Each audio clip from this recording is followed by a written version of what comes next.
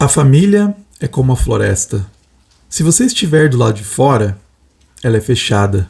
Se estiver dentro, verá que cada árvore tem a sua própria posição. Provérbio africano. Hoje, então, vamos para Gana com O Caminho de Casa de Yaa Gyasi. Este é o meu livro, meu 10º livro que eu li nessa minha aventura pelo mundo através dos livros. Agora nós vamos aqui, então, aqui no nosso mapinha, a gente vai aqui para Gana, vamos visitar Gana, aqui na costa africana. Eu quero comentar, então, minhas impressões sobre esse livro. Primeiramente, quem que é a autora, né? Quem que é a Yaa Gyasi? Ela é, então, nascida em Gana, depois ela foi morar nos Estados Unidos, porque o seu pai se mudou para lá, foi fazer um doutorado, foi com toda a família para lá, e aí ela se graduou em artes pela Universidade de Stanford, depois obteve um mestrado em Fine Arts, principalmente em escrita criativa. Então, o primeiro livro, O Caminho de Casa, é o primeiro livro, e é justamente o primeiro livro dela, e é justamente sobre esse livro que eu vou comentar. Ele é um romance de ficção histórica, foi publicado em 2016, e cada capítulo do livro ele segue um descendente diferente de uma mulher do grupo étnico Azante, ela é chamada Maame, e a história começa com duas filhas, que são meio-irmãs, separadas pelas circunstâncias históricas. Primeiro tem a Efia, se casa com o James Collins, o governador britânico encarregado ali do castelo da região de Cape Coast, né, um castelo importante, uma área importante da dominação inglesa, e a meia-irmã Essie, ela é mantida em cativeiro nas masmorras justamente abaixo desse castelo. Então, os capítulos subsequentes eles vão seguindo os filhos e as gerações, né, seguintes dessa família. Então, cobre aí 7 gerações. Inclusive tem, acho que não vai dar para ver muito bem, mas tem uma árvore genealógica onde você vai acompanhando. Ao longo da leitura, eu voltava nessa árvore genealógica e eu acho que é até mais fácil se você tem ali o livro físico, você deixa uma marquinha, né, e volta para ver ali de quem está tratando, porque vai intercalando as gerações que vão dessas duas ramificações aí dessas gerações. Tá? Então, vai percorrendo desde as guerras tribais em Gana até a escravidão e a guerra civil nos Estados Unidos, passando pelo trabalho de prisioneiros nas minas de carvão, a grande migração afro-americana, né, que tem, então, nas fazendas do Mississippi, até, né, as ruas do Harlem no século XX. Então, qual que é o contexto de Gana? Né? Os ingleses, então, eles se estabeleceram ali nessa, que era chamada Costa do Ouro. Então eles estabeleceram, já tinham outros contatos com outros europeus, né, mas os ingleses chegam ali no finalzinho do século XIX, segunda metade do século XIX, começa um tráfico de escravos muito intenso, né, que deixou marcas muito profundas na região. Né? Então, tanto que uma das irmãs aí principais, ela é escrava, né, ela é vendida como escrava.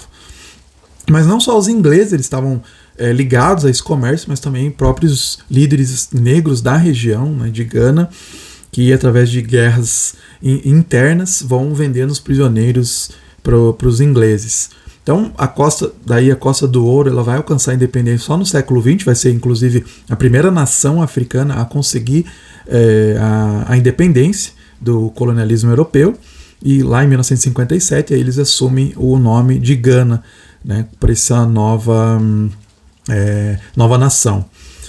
No livro, né, mesmo apesar dela não falar muito sobre isso, né, especificamente, a Yaa Gyasi ela critica, né, que Gana ainda vai continuar cativo dos europeus, mesmo após o fim da escravidão, mesmo após, né, a liberação aí, porque tem uma passagem que fala assim, leio para vocês: eles simplesmente trocaram um tipo de grilhões por outro. Trocaram as correntes físicas enroladas nos pulsos e tornozelos pelas correntes invisíveis que envolviam a mente. Então também é um chamado a se libertar né, dessa pressão até ideológica, né, essa pressão da mentalidade europeia, né, se livrar disso. Então tem uma busca bastante grande, né, para se tornar... eu acho que eu não gosto muito dessa ideia decolonialista, né, às vezes mais...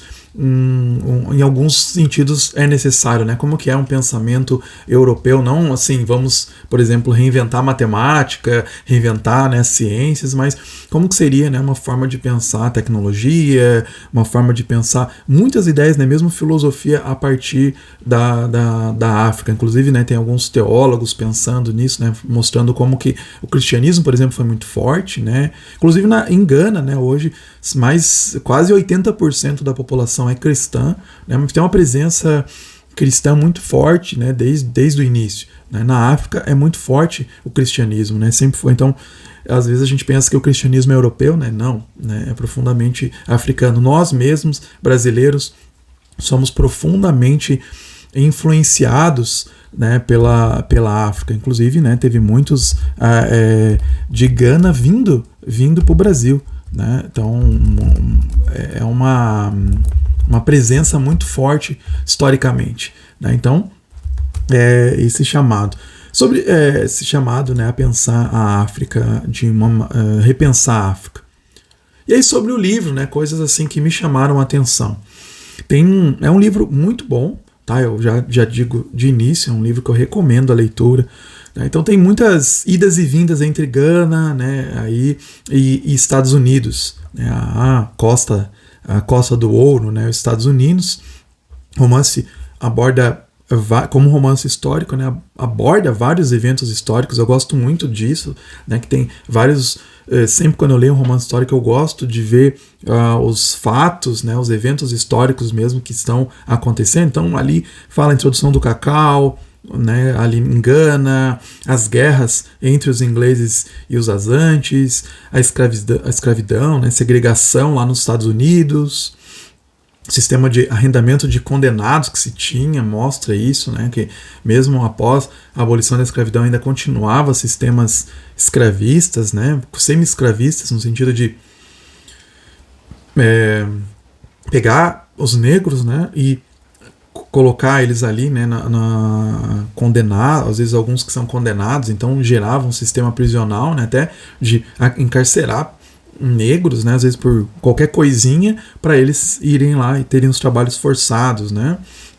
E também, né, a era do jazz em Harlem, né, menciona um pouco de passagem, né, um dos personagens ali canta, inclusive, né, uma das mulheres cantora de jazz, então tem toda esses momentos, né, de passar no Harlem e tal. Então tem esses momentos muito legais. E como, devido ao escopo, né, do romance, que vai cobrindo centenas de anos de história, 14 personagens, né, tem alguns que a gente vai seguindo do ponto de vista deles, então ele acaba às vezes sendo um romance de contos. Essa é a experiência, a minha perspectiva que eu tive em muitos momentos. Né? Cada capítulo, ele às vezes é forjado de maneira independente, então tem grandes saltos temporais, repentinos algumas vezes, né? Mesmo dentro dos capítulos, às vezes tem uns saltos, né? Passaram ali 5 anos, aí você tem que estar atento, né, para ver que passou, né, esse momento, né? Então, no começo me incomodou um pouco essa estrutura de como se fosse contos, né? Mas aí você vai vendo, né, os relacionamentos. Cada vez que você vai lendo, cada vez mais que você vai avançando no livro, você vai percebendo, né, essas interligações, assim. Então fala muito, né, os temas, grandes temas que aparecem, né, na obra, o trauma geracional, né, que ultrapassa, e a culpa, né, que ultrapassa as duas linhagens principais das irmãs aí, né, da Éfia e da Eze, né, principalmente que a linhagem da Esse, né, que foi já escravizada lá em Gana, ela tem que lidar com os impactos da escravatura, do racismo estrutural nos Estados Unidos, né, enquanto a Éfia, ela lida com um conhecimento limitado do papel que a sua família, inclusive, desempenhou no próprio comércio transatlântico de escravos. Né? Então, essa questão da culpa, essa questão dos traumas que permanecem, né, ao longo das gerações. Tem até uma parte aqui que eu acho muito boa, uma citação, que é do Yon, que ele é um descendente, né, aí, e ele é um dos professores se torna professor de história.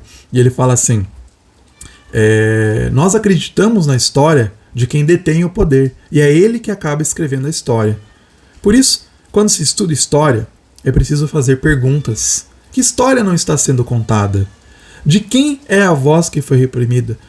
E para que essa voz pudesse se fazer ouvir. É muito interessante a gente ver, né, que muitas vezes a gente tem essa coisa de que a história é feita pelos poderosos. Então a gente às vezes precisa ir lá voltar, né, a história tem grandes momentos em que a história volta. Vamos usar outras fontes para a gente pensar essa história.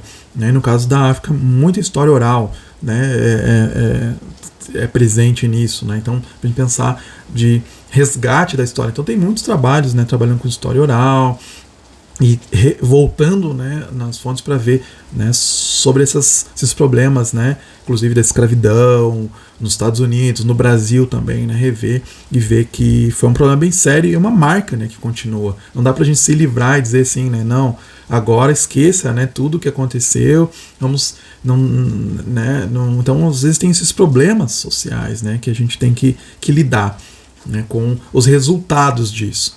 Permanecem os resultados, né? Por exemplo, o Brasil foi um dos últimos países a abolir a escravidão, né?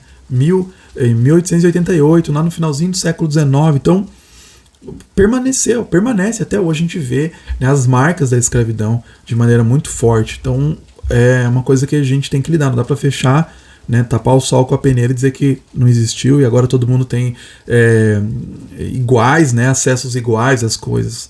Não é assim, essa meritocracia falsa que a gente tem, né, no Brasil e também nos Estados Unidos, qualquer lugar, né, a gente tem essa ideia de meritocracia, todo mundo tem acesso igual e não é. Né, a gente vê que tem muita dificuldade, mesmo que alguns personagens, algumas pessoas consigam ascender, como alguns personagens aqui, né, na história, né, o York, que eu acabei de mencionar, outros personagens, né, na história aqui da Gyasi, você vê que, né, tem uma dificuldade, permanecem culpa, permanecem os traumas, né? Enfim, esse livro ele tem um desfecho muito bonito. Eu não vou dar spoiler, mas eu gostei bastante de como ele foi encaminhado, né, de apontar, apesar desse monte de problemas, de violências que vão perpassando aí gerações, ainda tem toques de esperança. Né? Eu sempre gosto de ler livros que têm esse toque de esperança. Às vezes eu já li livros assim que, né, que o livro é muito bem escrito, mas ele é extremamente pessimista, triste, claro. Né? Por exemplo, quando você está lendo os livros que se passam na África, é difícil, né, você pensar em esperança, porque você está lá até hoje, né, é muito dura a vida. Até hoje você sofre essas consequências do colonialismo, da exploração. Então, às vezes é difícil você enxergar, né, um momento que vai ser feliz, que vai ser esperançoso, né? Mas ainda assim, né, eu gosto desses livros que trazem toque de esperança. Não, não custa a gente sonhar, não. E esse livro me lembrou bastante um outro livro, tá? Que desde o início eu já fiz essa ligação com esse livro aqui, Negras Raízes. É um livro que, inclusive, eu já resenhei aqui no canal, né? Um dos livros que eu reli este ano, 2024, um dos meus livros favoritos, né? O do Alex Haley, que também é, né, uma história geracional que vai acompanhando desde a África até os dias atuais. Ainda assim, é o meu favorito, né? Eu prefiro esse Negras Raízes, mas esse livro da Gyasi também vai na mesma vibe, né? Apesar de, eu acho que tem mais até o foco matriarcal, digamos assim, apesar de que tem capítulos do ponto de vista de homens, mas o foco são, né, inclusive essas duas irmãs, né, que eu mencionei aí, e a história delas, a continuidade delas, né? E eu percebo também que a escrita ela é uma forma de se localizar no mundo, né? Então eu percebi aqui como a Gyasi ela procura entender, né, o seu papel, o seu lugar no mundo, dentro do seu contexto. Né? Então, isso transparece em várias obras, né? Como, por exemplo, outro livro que eu li esse ano, né? Torturado, do Itamar Vieira Júnior, que também é isso, né? Tentar entender o meu lugar neste mundo. O que eu estou fazendo, qual que é o meu papel. Né? São livros bem pessoais, esses dois, né? Esses três, na verdade. Né? O Negras Raízes, o esse da Iaguiase, né, O Caminho de Casa, o Torturado, né, também, do Itamar Vieira Júnior. Inclusive, nesse livro, né, da Iaguiase, ele fica, para mim, ficou mais interessante quando vai se amarrando as pontas da história e o livro fica mais pessoal, já lá na segunda parte. Aí você percebe bem, né, ela quis retratar, chegar até ela, só que ela coloca o nome de outro personagem, né? Mas a gente vê isso. O Alex Haley não, né? Ele, no Negras Raízes ele já está falando mesmo, né? Estou falando da minha história mesmo, né? Aqui a Iaguiase é mais ficcional.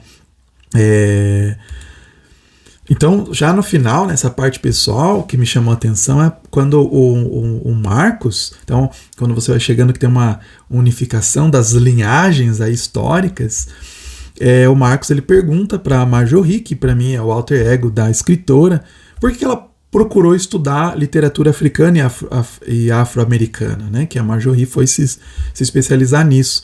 E a Marjorie ela fala que porque eram esses livros que ela podia sentir dentro de si. Eu achei muito lindo isso, né? Livros que podemos sentir dentro de nós. Eu acho que todo leitor ele está em busca de livros que ele possa sentir dentro de si, né? Eu acho que a lista dos nossos livros favoritos são exatamente isso, né? São livros que calaram dentro de nós. Então você vai olhar assim, por que eu gosto mais desses livros? São livros que tocam, né, uma nota, uma corda em nossas mentes e nosso espírito. Então acho que essa é a busca do leitor, né? Buscar que tipo de livros que me agradam, que tipos de livros que não me agradam. E às vezes a gente se aventurar em outros estilos, né? Então estou gostando muito dessa aventura que eu estou fazendo, né? Volta ao Mundo pelos Livros. Esse é o 10º livro da África que eu leio este ano, né? Que eu comecei esse projeto. E é muito legal porque você vai, às vezes, se aventurando por lugares que você não esperava ir, né? Então eu estou lendo literaturas que são diferentes do que eu normalmente leio ou que eu normalmente gosto, né? Então eu gosto ali de por exemplo, né, um Victor Hugo, alguns livros nesse sentido ou um Charles Dickens. Eu gosto muito desse estilo, ou mesmo às vezes, né, um Tolkien, né, uma literatura fantástica. E ler os livros africanos, entender um pouquinho mais do contexto, entender muito o aspecto, por exemplo, da visão, da mentalidade africana, né? Claro, a África é um continente gigante, mas alguns temas aparecem em muitas obras, né? Então, por exemplo, nesse livro, O Caminho de Casa, a questão familiar da comunidade é muito forte, né? Tanto que você tem uma árvore genealógica no começo. É uma história familiar, uma história de gerações. A família, ela tem um papel muito importante, inclusive, né, a história da família. Então, isso é muito forte para nós brasileiros, por exemplo, né, a questão familiar. Às vezes até a gente está perdendo muito isso, né, o papel da família, o valor, a gente valorizar a família, né. Eu comecei lendo aqui uma passagem, né, uma citação do provérbio, né, a família é como a floresta. Para quem está ao lado de fora, ela é fechada, mas se você estiver dentro da família, você vai ver que cada árvore tem sua própria posição.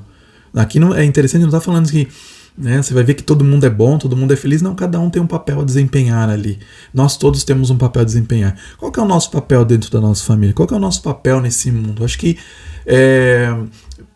perceber essa influência africana que a gente percebe, que a gente tem e que às vezes a gente vai deixando de lado, a gente acha que a gente é mais europeu, né, do que africano, a gente vê como que cala fundo dentro de nós essas histórias que estão falando sobre gerações, estão falando sobre família, estão falando sobre curas, né, da história da nossa família, né? A gente buscar às vezes a história da nossa família e buscar a importância da nossa família, isso traz cura. Enfim, já me alonguei bastante na recomendação desse livro. Eu realmente recomendo ele, gostei bastante, foi um dos melhores livros aí entre esses 10 aí realmente que eu li, né, da África. Foi um dos livros que eu acho que eu mais gostei, né, até por esse romance histórico, né, eu gosto muito. Então fica a minha recomendação aí, O Caminho de Casa, da Ganense, da autora de Gana Iaguiase, tá? Fica aí, temos em português, temos bastante acessível, então é um livro que realmente vale bem a pena, tá? E vou acompanhar com certeza, vou querer ler outros livros. Essa A autora já tem outros livros lançados aí, eu acho que já tem inclusive em português. Realmente vou querer acompanhar e ler mais porque eu gostei muito da escrita dela. Então fica aqui minha recomendação.